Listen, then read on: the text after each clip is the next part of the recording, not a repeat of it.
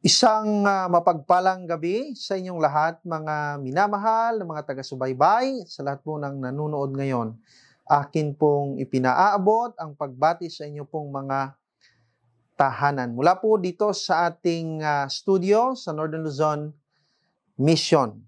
Sa gabing ito, nais ko pong magbahagi ng mga bagay na mula po dito sa banal na kasulatan at ganun din nagmula sa aklat na Councils on Stewardship. Tayo po ay nasa chapter 4 na ito po ay may pamagat, The Conflicting Principles of Christ and Satan. Ano ba ang kalagayan ng tao noon? Ano ba ang orihinal na plano ng Diyos? Sabi po dito, human beings belong to one great family, the family of God. Ito pala talaga ang orihinal na ang plano ng Diyos ay mangag-ibigan sa isa't isa, taglayin ang pagiging dalisay at magkaroon ng malasakit sa kapakanan ng kapwa. Dito ay ipinaunawa ng ating tagapagligtas na unahin yung pangangailangan ng iba. So mauunawaan natin, dito pa lang ay pumapasok yung sakripisyo. Alam nyo, kapag binasa ninyo ang Biblia, doon po sa aklat ng Juan 3:16, ay mauunawaan natin ang plano ng Diyos. Ang sabi po doon, sapagkat gayon na lamang ang pagsinta ng Diyos sa sanlibutan na kanyang ibinigay ang kanyang bugtong na anak. Doon ay binigyang diin ng Diyos ang kanyang dakilang pag-ibig para sa kanyang bayan o sa lahat ng tao na naninirahan dito sa lupa. Ngunit alam niyo ba, merong kaaway ang Diyos. At ang kaaway ng Diyos ay laging salungat ang kanyang nais. Nais niya na turuan ang tao na unahin ang sarili. Kaya sumikat yung mga motivation na unahin mo ang kailangan mo. I-priority mo ang sarili mo at mapasa ilalim ng kanyang impluensya. Ito pala ang plano ng kaaway ng Diyos. Bakit kaya ang tao ay napapasa ilalim ng kapangyarihan ni Satanas? Sa kadahilanang ang tao ay naging marupok sa pagkamakasarili. Ano daw po? Naging talamak sa pagkamakasarili. So dito ay ating mauunawaan kung bakit marami yung tinatawag na madamot at yung mga mapag-imbot sa sanlibutan. Bakit? Kasi sila ay bumigay doon sa mga panunukso ni Satanas. Nakikita ba natin ito sa ating kapanahunan ngayon? Abay, opo. Sa ating pamilya, sa isang nasyon, sa mga individual, ang pagiging makasarili. Sinisira nito ang imahe ng Diyos sa tao. Naniniwala po ba kayo doon, mga minamahal na mga kaibigan? Na sinisira ng tinatawag na selfishness ang imahe ng Diyos sa tao. Kaya sabi dito, filling man with self-love. Kaya nauso yung kantang Go and Love Yourself na gustong-gusto namang pakinggan maging ng mga mananampalataya. Pero hindi po yon ang nais ng Diyos. Ano ang ginawa ng Diyos upang mabigyang lunas ang problemang ito? Ayon po dito sa The Review and Herald, June 25, 1908. Sabi po dito, Christ came to this world to reveal the love of God. His followers are to continue the work which He began. Let us strive to help strengthen one another. Seeking the good of others is the way in which true happiness can be found. Man does not work against his own interest by loving God and his fellow man. The more unselfish his spirit, the happier he is, because he is fulfilling God's purpose for him. The breath of God is breath through him, filling him with gladness. To him, life is a sacred trust, precious in his sight, because given by God to be spent in ministering to others. Yan pala ang purpose kung bakit naparito ang ating Panginoong Jesus. Meron naman pong binabanggit na unequal contest. Ano po ba ito? Pagiging madamot ay likas na malakas, ano pat ito ang nag-uudyok sa tao. Totoo po ba ito, mga minamahal na mga kaibigan? Na minsan gusto na nating magbigay, gusto na nating ialay sa Diyos yung kung anong meron tayo, pero nahahadlangan dahil po dito, dahil po tayo ay marupok sa mga panunokso ng kaaway na si Satanas. Ang pakikipagpunyagi ng kaluluwa sa pagitan ng simpatsya at pag-iimbot, ito ang tinatawag na unequal contest. Ayan po, napakaliwanag. Alam niyo, ang pagiging madamot ay isang di mapigilang pagnanasa. Totoo po ba ito? Kaibigan ko na nanonood ngayon, ang pagiging madamot ba ay hindi mapigilang pagnanasa? Habang ang pag-ibig at kabutihang loob ay palaging mahina, kaya ang masama ay nakamtan ang tagumpay. Alam niyo po, dapat ang isang mananampalataya ay hindi po nagagapi ng pagiging madamot. Dapat yung katwiran at yung katotohanan ang siyang manaig sa bawat isa sa atin. Sa makatuwid sa ating pagpapagal at kaloob sa gawain ng Diyos, hindi ligtas na tayo makontrol ng bugso ng damdamin. Kahit pala ikaw ay naglilingkod sa Diyos, minsan, madalas, ay nadadala pa rin tayo ng bugso ng ating damdamin. Kaya huwag tayong pakasiguro na ako'y naglilingkod sa Diyos, di ko madamot, baka darating yung panahon, mahal kong kaibigan, ay hindi mo rin mapigilan na dumating ito sa iyong buhay. Sabi po dito, to give or to labor when our sympathies are moved, and to withhold our gift or service when the emotions are not stirred, is an unwise and dangerous course if we are controlled by impulse and mere human sympathy.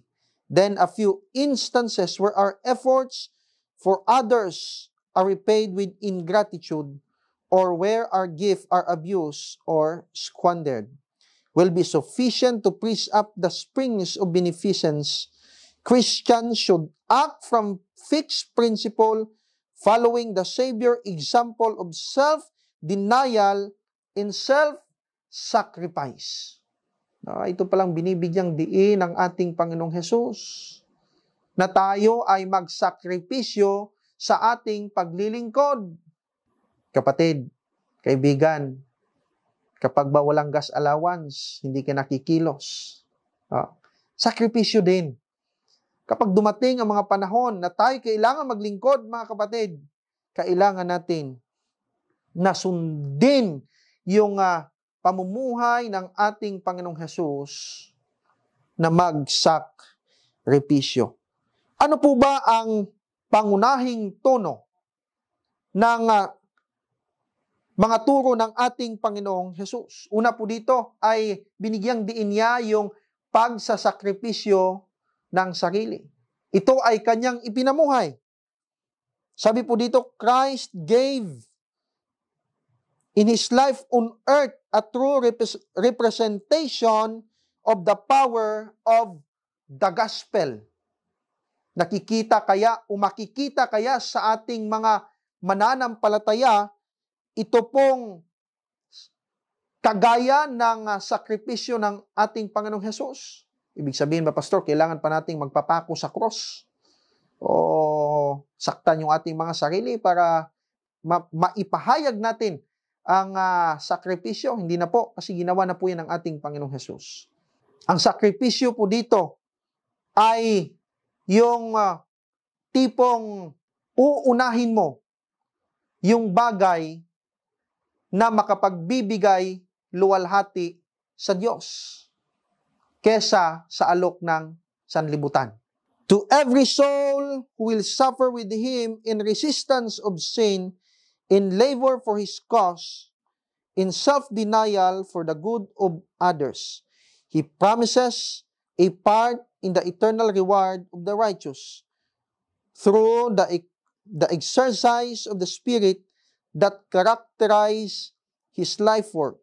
We are to become partakers of His nature, partaking in this life of sacrifice for the sake of others. We shall share with Him in the life to come, the far more exceeding the eternal weight of glory. Ayan, napakaliwanag mga minamahal na mga kaibigan. No? Ang binanggit dito sa aklat ng The Councils on Stewardship, no?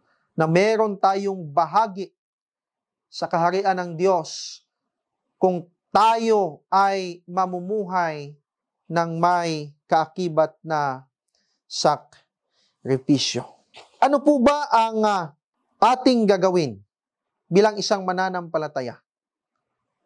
Kailangan po nating isuko ng tuluyan ng ating sarili sa Panginoon upang sa ganon ang kanyang pamumuhay ay siya nating maging pamumuhay araw-araw. Christ is our example. Wala na po tayong ibang example, mga kapatid. Hindi rin po ako pwedeng maging example, hindi po kung sino-sino, kundi si Kristo sa usapin ng sakripisyo. Sabi po dito, He gave His life as a sacrifice for us, and He asks us to give our lives as a sacrifice for others. Thus, we may cast out the selfishness which Satan is constantly striving to implant in our hearts. This selfishness is death to all pity and can be overcome only by manifesting love to God and to our fellow men. Christ will not permit one selfish person to enter the courts of heaven. No covetous person can pass through the pearly gates, for all covetousness is idolatry. Napakalinaw po dito, mga minamahal na mga kapatid, no? Na for all covetousness is idolatry. Alam niyo, mga kapatid, kapag tayo ay marupok sa mga panunukso ni Satanas, mapapasama tayo doon sa mga tao na hindi makakapasok sa kaharian ng langit. Doon sa banal na syudad na inihanda ng ating Panginoong Hesus para sa mga nagtagumpay. Meron tayong example na walang iba kundi ang ating Panginoong Hesus na ibinigay niya ang kanyang buhay alang-alang sa atin. At ang tanong ng Panginoong Hesus sa atin, handa ba nating ibigay ang ating buhay alang-alang sa kanyang gawain? Mga kapatid, mga kaibigan, ang pagiging madamot at ang pag-iimbot sa kapwa ay hindi makatutulong sa ating paglago. Kasi alam niyo, pag madamo tayo, nag-iimbot, manganganak yan ng napakaraming mga kasalanan. Kaya nga, binanggit dito, for all covetousness is idolatry. Bakit di na lang tayo mamuhay ng may sakripisyo? Bagaman ito'y isang hamon sa bawat isa. Bagaman ito'y parang napakahirap gawin, ang Panginoon ay nariyan upang tayo'y samahan. Nariyan ang Banal na Espiritu upang gabayan tayo sa ating mga pagpapasya sa buhay. Kapatid, sabi sa Biblia, walang magnanakaw, madamot, yung mga mahilig mag-imbot at kung ano-ano pa ang papasok doon sa kaharian ng langit. Bago po ako magtapos, meron po akong talatang babasahin na matatagpuan sa Efeso Kapitulo 5, versikulo 2. Ang sabi po dito, at magsilakad kayo sa pag-ibig gaya rin naman ng pag-ibig ni Kristo sa inyo, at ibinigay dahil sa atin ang kanyang sarili na hain at handog sa Diyos upang maging samyo ng masarap na amoy. Lumaka daw po tayo sa pag-ibig. Ang taong maibigin, di po madamot, hindi rin nag-iimbot. At ang nais ng Diyos ay tayo ay maging channel ng blessing sa iba, mga kapatid. At makita sa atin ang sakripisyo alang-alang sa ating kapwa at alang-alang sa gawain ng Diyos. Kaya ang akin pong dalangin, ikaw, ako, tayong lahat, nawa ay lumakad sa pag-ibig ng Diyos at maipamuhay ang buhay ng ating Panginoong Hesus na patuloy na lalakad sa kanyang pag-ibig hanggang sa kanyang ikalawang pagbabalik. Tayo po'y manalangin. Mapagpalang Ama, sa oras pong ito, aming ibinabalik ang papurit pasasalamat sa kadahilanang inyo po kaming binigyan ng buhay. Marami pong salamat dahil kami inyong tinubos at ibinigay ninyo ang inyong buhay upang kami ay mailigtas. Dakilang Ama, sa oras pong ito, aking dalangin na pagpalain niyo po lahat ng mga nanonood ngayon, kasama po ang kanilang buong pamilya. Nawa, samahan po sila, tulungang lumakad sa inyong prinsipyo at humayo na taglay ang pag-ibig sa kanilang mga puso. Kaya naman, ito po ay aking hinihiling sa matamis na pangalan ng aming Panginoong Hesus. Amen.